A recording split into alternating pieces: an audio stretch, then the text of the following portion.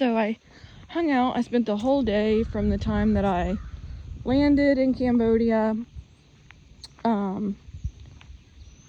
just hanging out in this food court, right? Like, I assessed that my safety was still at risk, but for now, this is the safest place for me to be.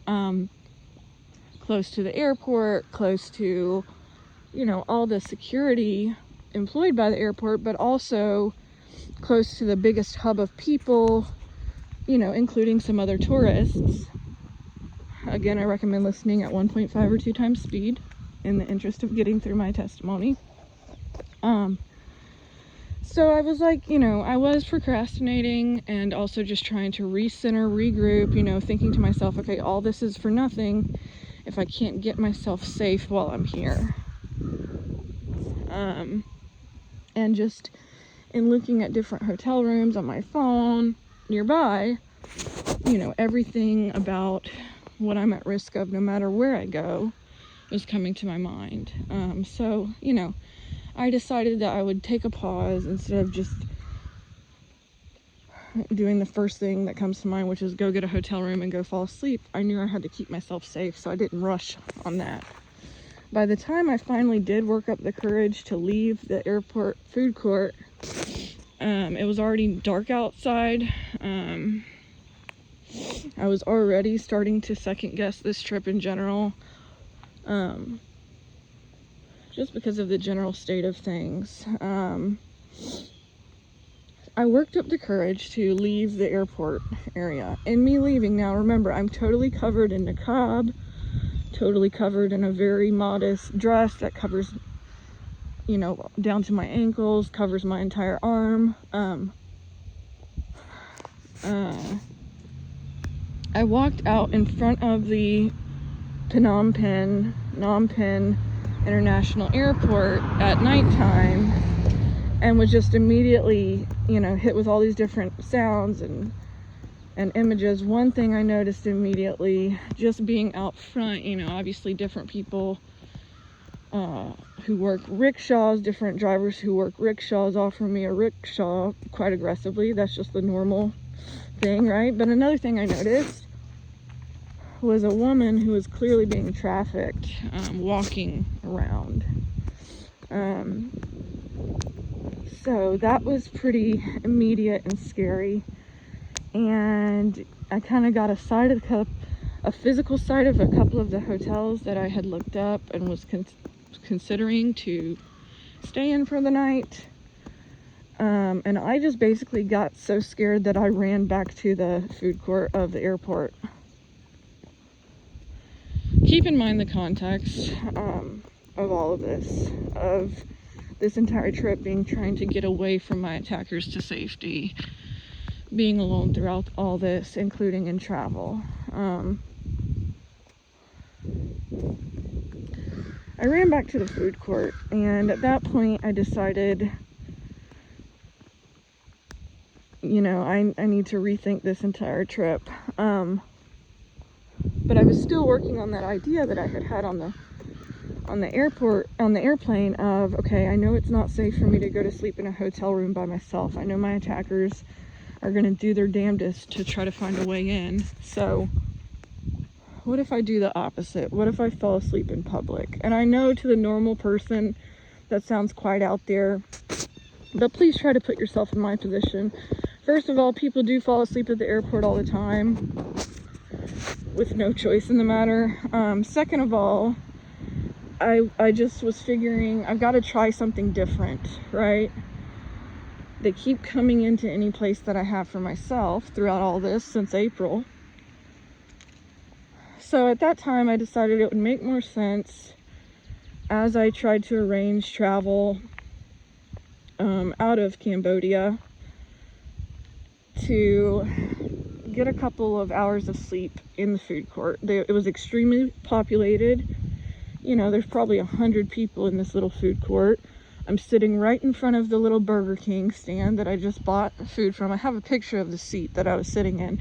It's like 4 seats. It's indoors.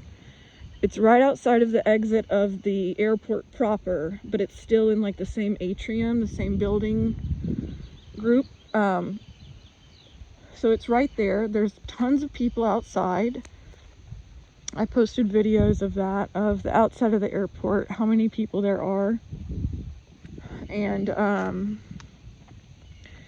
you know, I figured I've got to try something new. If there's anywhere safe for me to fall asleep, it's here.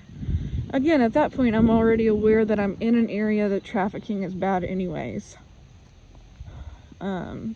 So I did make the correct assessment that a lot of these hotels are probably in on some of the trafficking, and I'm no safer there. Plus, I'm spending my money to sleep there. I didn't really plan on falling asleep, but I was sitting up in that chair and I did fall asleep. Now, I would then wake up like 3 hours later, just like a normal person would wake up from their sleep. Again, throughout all of this, after they've attacked me, I wake up and you always feel like nothing has happened because no one would think that something's happened to them they have no recollection of. That's always the first impression. Here's how I know that I was raped when I fell asleep in that chair. There's a couple different things. First of all, and again, it took me a day and a half to realize I had been raped there. I had already decided I was going to leave Cambodia, but the next day I had the anal pain just as bad as I always have it when they break in, drug, and rape me in my sleep. It's, apologies that it's graphic, but this is how I know. It's extreme, burning, painful, and then sometimes it bleeds. I have many pictures of that. There's many times that I've had anal bleeding that I didn't get pictures of. Some of the anal bleeding is excessive. Sometimes it's just a tiny little tear that I get when I wipe. But when it's bleeding like that, even with those tiny little tears, I know that it means that I was raped recently because they've torn my anus.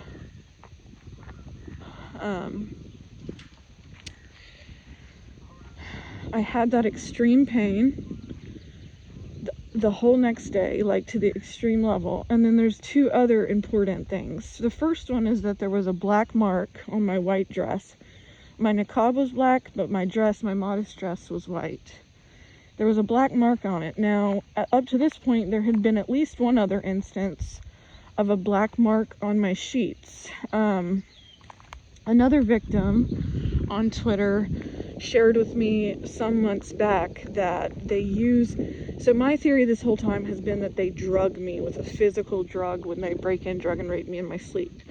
I still think that they have done that, but apparently another thing that these vermin do to black out their victims is they use this device. It's like a handheld device, and it's similar to like a taser, for lack of a better term.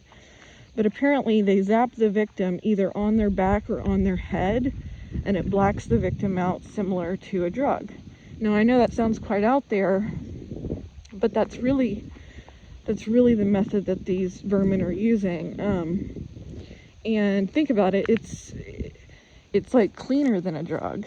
It's not going to be found in any drug tests. Whatever they are using to drug me during the other times that they have drugged me with a substance, whatever they use isn't going to show up on a drug test anyways. But this whole zapping theory makes a lot of sense because it makes sense why it doesn't have the lasting effects that a lot of the drugs would have. Now, again, I do think that these traffickers are sophisticated enough. They've found the concoctions that don't have these side effects to lead a person to know that they've been drugged.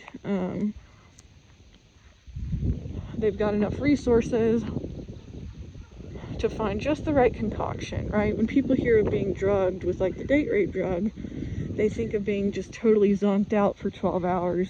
Whatever my attackers are using is already distinctly way different than that. We know that for a fact, but these black marks that I was finding coinciding with the attacks would line up with the theory of these zapparators that they're using to directly place on the victim and black them out immediately. So I found a black mark on my dress that was totally unexplained, that had not been there when I fell asleep. And then I had, again, it took me hours to uncover it, but I had a couple seconds of a dream memory of me waking up in that chair and a group of people sitting around me on the chair. like in the 3 other coinciding chairs, and then me blacking out immediately. And just a feeling of like unsafeness, like this feeling when I'm in a dream of unsafeness. Again, I know it's a lot to take in, the whole dream part of my story, but please stay with me because it's a huge part of my story. They're not conscious memories. They're not anything that a person would remember because the victim has been forcibly blacked out via either the drugging or the zapping. Either way, it has the same effect, which is it blacks you out to where you're not conscious. One moment, please.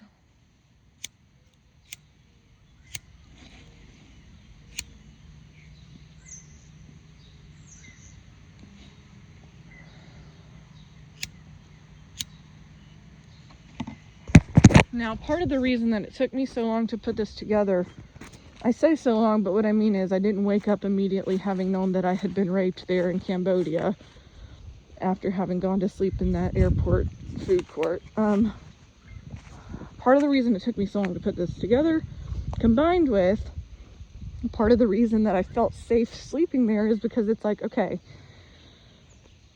I know my attackers are after me, I know they're stalking my every move, but what can they do with so many witnesses? They wouldn't be able to do anything to me right here in front of everyone. They're certainly not going to rape me right here in front of this Burger King and everyone else sitting in these seats in this food court. But I didn't know at the time about the bathrooms. Again, this is before I put together what I had just witnessed on the plane ride from Taiwan to Cambodia, Phnom Penh, Cambodia.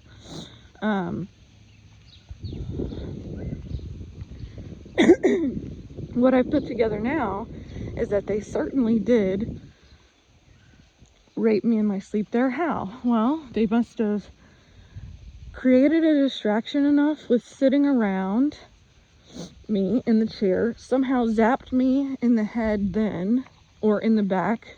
It would have been in the back because the black mark was on my back, where it coincided with my body would have been like towards the bottom of my back. So somehow they slipped their hand behind my back to where it was still covered in the chair to zap me. And what I think they did is walked me to the bathroom, the airport bathroom, which would have been across the way, and had me raped in that bathroom. Again, at this time, I didn't know that bathrooms were a part of this. But there's no low these people won't go to. They'll do it right in front of, in plain sight, like I said. So that's what I've put together about that. I know for a fact that I was raped there in Cambodia, and I didn't want to believe it. But I can't ignore my body when it's telling me, right? I had the new anal pain, the fresh anal pain at the level of 10 or whatever the worst level of the anal pain scale is. And it was too bad to have been left over from previous rapes before I got on the plane to Cambodia. I'll give more context on that later, because unfortunately there were rapes leading up to that as well, but it was renewed and severe the way that it is right after they raped me. I know my body, I know my symptoms by now. So yeah, they must have blacked me out there in my sleep, created enough of a distraction to make it look normal. Obviously they had me outnumbered people-wise, and somehow zapped me in the back and must have walked me to the bathroom and raped me there while I'm,